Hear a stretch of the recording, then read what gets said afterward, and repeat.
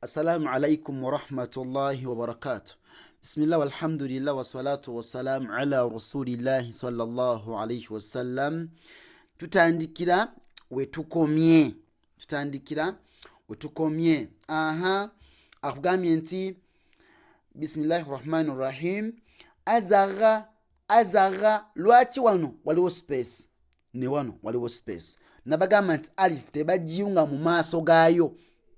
Wano bw'oyunga alif ogifula lam, bw'oyunga zai ogifula nun. Okitegedde? So that ensonga lwaki wano tebakola ki? Tebagasseewo. Tulina azaga,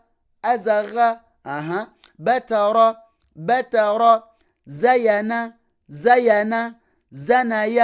zanaya. Kati nkudiramu azaga, batara, zanaya, mbwede nkoze nsobi. Zayana, zanaya.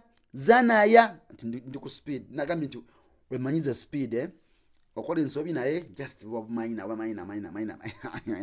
Oba jabuterezera still, just maaso. Tugenze wano. Razaqa,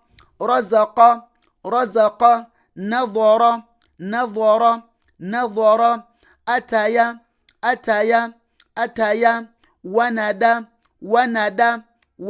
Nkudiramu razaqa tebagasse wano because ra tebagigatta ne zai tebagigatta. Twakirabye edda.